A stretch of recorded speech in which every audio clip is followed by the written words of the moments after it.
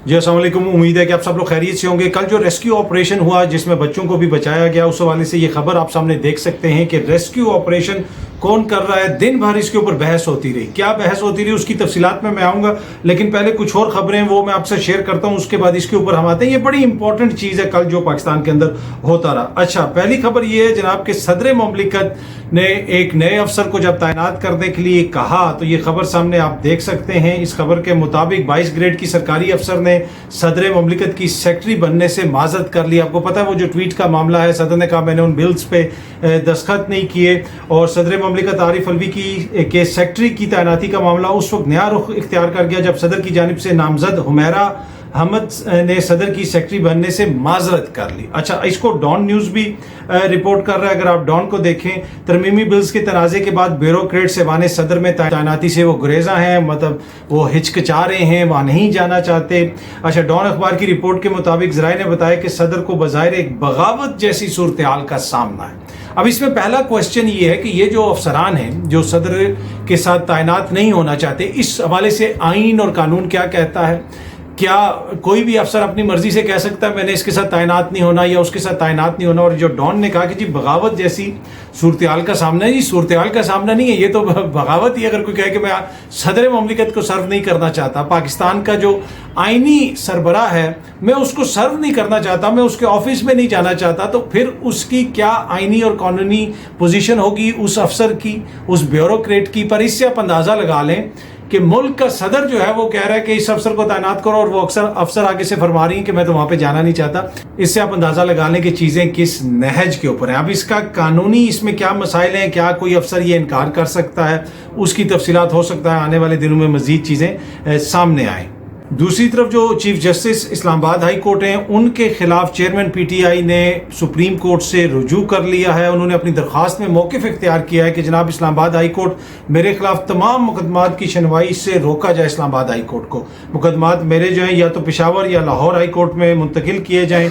दरख्वास्त में इस्तदा की गई है कि अदालती फैसला होने तक जस्टिस आमिर फारूक को मुकदमात की समाअत से रोका जाए। अब जस्टिस आमिर फारूक क्यानी जो हैं वो हैं chief justice Islamabad high court के। उनके खिलाफ पीटीआई की कोर कमेटी ने कल बड़ा सख्त बयान जारी किया। ये पाकिस्तान टुडे और दीगर मीडिया भी इसको रिपोर्ट कर रहा है। Unnecessary delay, PTI core committee decides to move to supreme judicial council against Islamabad high court chief justice. वो सुप्रीम जुडिशल काउंसिल में जाने की बातें कर रहे हैं। कोर कमेटी ने जो बयान जारी किया उसमें बहुत सारे इल्जामात लगाए गए चीफ जस्टिस जो है इस्लामाबाद हाई कोर्ट के, उनके ऊपर। अब देखते हैं कि ये मामला किस तरफ जाता है। सुप्रीम कोर्ट से भी रुजू कर लिया है इमरान खान साहब ने, और उनके वकला का ये मौक़िफ़ है। बार बार वो ये कह रहे हैं कि जो इस्लामाबाद हाई कोर्ट के मौजूद चीफ जस्टिस साहब हैं उन पे वो ये इल्ज़ाम लगाते हैं कि वो मुकदमात के अंदर डिले कर रहे हैं। जिस तरीके से तोशाखाना का मुकदमा चला, वापस उसी जज को भेजा गया, उसके हवाले से भी कोर कमेटी का जो एलामिया है उसमें बड़े सख्त अल्फाज इस्तेमाल किए गए उन जज साहब के हवाले से भी।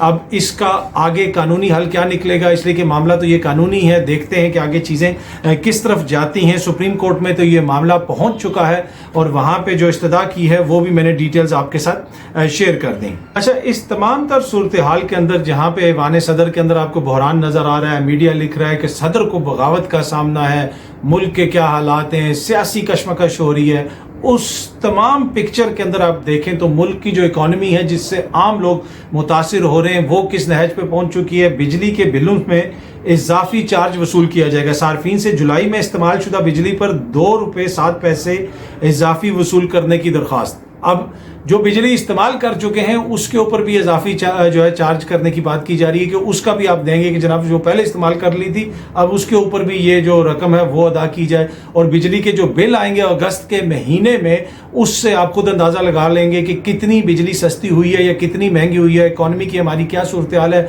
बाकी रोज़ ये खबर आती है कि जनाब डॉलर ऊपर चला गया, ओपन मार्केट में डॉलर रिकॉर्ड सतह पे पहुंच गए, तो मईशत संभलने का नाम नहीं ले रही। IMF से डील भी होगी और उस डील के नतीजे में लगता ऐसे है कि महंगाई रोज़ ब रोज़ महंगाई के अंदर इजाफा होता जा रहा है। अब ये मैंने आपको महंगाई और ये जो इकॉनमी की जो बात है ये समझना बड़ा ज़रूरी है। सियासी मामला चल रहे हैं, चेयरमैन पीटीआई के हवाले से चल रहे हैं, दीगर अदालतों में मामला चल रहे हैं, ऐवान सदर में मामला चल रहे हैं, और उसका क्या नतीजा निकल, क्या इन सारी चीज़ों से पाकिस्तान का फ़ायदा हो रहा है? क्या पाकिस्तान की इकॉनमी बेहतर हो रही है? इस तरीके से हम पाकिस्तान की इकॉनमी बेहतर करेंगे और फिर कल जो रेस्क्यू ऑपरेशन हुआ, उस रेस्क्यू ऑपरेशन जिस वक्त हो रहा था, ये आप सामने जंग की खबर भी देख सकते हैं कि बटग्राम दिन भर बहस मुबाहिसा रहा, रेस्क्यू ऑपरेशन कौन कर रहा है। सोशल मीडिया पे आप जाएं तो मुख्तलिफ बहस होती रही। ये इंतहाई अनफॉर्चुनेट है, पर यह समझने की जरूरत है कि हम किस नहज पे हमारा मुल्क पहुंच चुका है कि हम अपने बच्चों को बचाने के लिए कोशिश कर रहे हैं, कोई भी कर रहा है, लेकिन इतनी ज्यादा पोलराइजेशन हो चुकी है, इतना ज्यादा मुआशरा मुनक़सिम हो चुका है, इतनी खौफनाक हद तक तकसीम हो चुकी है कि ये इस पे गौर नहीं किया जा रहा कि बच्चे बच रहे हैं या नहीं बच रहे। बहस ये हो रही है कि कौन बचा रहा है। कोई कह रहा है कि जी वो मकामी अफराद ने किरदार अदा किया, कोई कह रहा है जी फौज ने किरदार अदा किया, कोई कह रहा है जी मीडिया जो है वो एक पार्टी को हीरो बनाता रहा, कोई कह रहा है जी मीडिया दूसरी पार्टी को नहीं दिखाता रहा। लेकिन इंपॉर्टेंट चीज तो ये कि हमारे वहां पे बच्चे थे, हमने उनके ऊपर तवज्जो देनी, वो असल स्टोरी थी कि उन बच्चों को बचाया गया। और दूसरी बात यह है कि आज हमारा जो मुल्क है वो इस नहज पे क्यों पहुंचा कि हमारे बच्चों को इस तरह स्कूल जाना पड़ रहा है। और जो बचाने वाले इदारे हैं, एनडीएमए हो गया, दीगर हो गया, उनकी क्या कैपेबिलिटी है, वो किधर थे, फिर फौज को क्यों आना पड़ा, मकामी लोगों ने भी किरदार अदा किया। तो मुख्तलिफ किरदारों ने मिल के उन बच्चों को बचाया। लेकिन जो बहस चली है ना उसके बाद सोशल मीडिया के ऊपर, वो एक तरह से आपको शो करती है कि इस वक्त मुल्क के अंदर किस हद तक जो है, किस हद तक वो जिसे आप कहते हैं ना सियासी बहरान है, ये एक सियासी बहरान का नतीजा है। क्या ऐसी सूरत हाल के अंदर जहां पे हम अपने बच्चों की जानों के हवाले से भी एक मौकिफ नहीं ले सकते, एक पार्टी एक मौकिफ दे रही है, दूसरा सहाफी और मौकिफ दे रहा है, तीसरा सहाफी और मौकिफ दे रहा है, कोई ये कह रहा है, कोई वो कह रहा है। मैं ये किसी को क्रेडिट नहीं दे रहा या मैं किसी से क्रेडिट नहीं ले रहा, मैं ये आपसे बात कर रहा हूं कि हमने पाकिस्तान को किस नहज पे पहुंचा दिया। हम एक शख्स को जेल में हमने डालना है, दूसरे को हमने मुल्क से बाहर भेज देना है, चौथे को हमने ये करना है। क्या इस सारी सूरत हाल के अंदर मुल्क ऐसे चल सकता है कि जहां पे हम बच्चों से ज्यादा कीमती क्या चीजें होती है, पूरी कौम की जान अटकी हुई थी कि उन बच्चों को बचाया जाए, लेकिन उसके साथ साथ इस हद तक जो है पोलराइजेशन है, इस हद तक अदम इस्तेहकाम है, इस हद तक अदम एतमाद है कि हमें यह भी एतमाद नहीं कि कौन हमारे बच्चों को बचा रहा है, किस तरह बचा रहा है, और उसके ऊपर भी हम बहस कर रहे हैं। और ये इंतहाई अनफॉर्चुनेट है। इस बहस के नतीजे में क्या मुल्क का फायदा हुआ, क्या पाकिस्तान का फायदा हुआ? मुझे नहीं लगता। बहस तो ये होनी चाहिए ना कि अब वो बच्चे उस हालत में क्यों स्कूल जा रहे हैं, उन बच्चों को बचाने के लिए हम क्या कर रहे हैं, क्या वहां पे कोई पुल बनना चाहिए, किसकी नाकामी है, किसकी वहां पे हुकूमत थी, किसकी अब हुकूमत है। लेकिन बहस ये शुरू हो गई कि जनाब कौन बचा रहा है, कौन नहीं बचा रहा। पर यह बहस इसलिए शुरू हुई कि इस जो मुल्क के सियासी हालात हैं आप उनको दरगुजर नहीं कर सकते, ये डायरेक्ट सियासी हालात का नतीजा है। खुदारा जो सियासतदान हैं, जो फैसला साज हैं, मुल्क को इस कैफियत से निकालें। माजी में भी बहुत कुछ होता रहा, माजी में भी सियासतदानों के खिलाफ कार्रवाइयां होती रही, लेकिन बहस कभी भी इस नहज पे नहीं पहुंची। इसलिए नहीं पहुंची कि ये क्लियर कट चीज है कि इस वक्त जो जेल के अंदर एक शख्सियत बैठी है इमरान खान साहब, वो पाकिस्तान के मकबूल तरीन लीडर हैं, अवाम का बड़ा हिस्सा उनको सपोर्ट करता है। अगर वो आके हुकूमत करेंगे तो यकीन कीजिए उनकी नाकामी की रेसिपी वो है, वो वैसे भी 5 साल पूरे कर लेते तो बहुत सारे उनके लिए मसाइल थे, वो तो हर ज़िमनी इलेक्शन आ रहे थे। लेकिन इस वक्त जिस तरह की कारकर्दगी रही पीडीएम की 16 महीने की, उसके बाद फिर कौन जो है उनको वोट देगा, कौन कहेगा कि ये जो तजर्बाकार हैं इनकी कारकर्दगी बेहतर रही ना तजर्बाकारों से। लेकिन ये इंतहाई अफसोसनाक है कि हमारे बच्चों को बचाने के लिए हमारे ही बच्चे, कोई हेलीकॉप्टर से लटका हुआ था, कोई हमारा बच्चा जनाब तार के साथ लटका हुआ था, चाहे किसी बच्चे ने वर्दी पहनी थी, किसी हमारे भाई ने वर्दी पहनी थी, किसी ने शलवार कमीज पहनी थी, कोई पंजाबी था, कोई सिंधी था, कोई पठान था, कोई पख्तून था, कोई सिंध मतलब बलोची था, जो भी था, वो सारे मिल के हमारे बच्चों को बचा रहे थे। लेकिन हम बहस किस तरफ ले गए कि जनाब किसका क्या किरदार है और उसकी क्यों ये बहस उस तरफ गई, वो भी मैंने आपको बता दिया कि उसकी बुनियादी वजह यही है कि मुल्क के अंदर सियासी अमल को मसनूई तौर पे पीडीएम की हुकूमत ने रोकने की कोशिश की।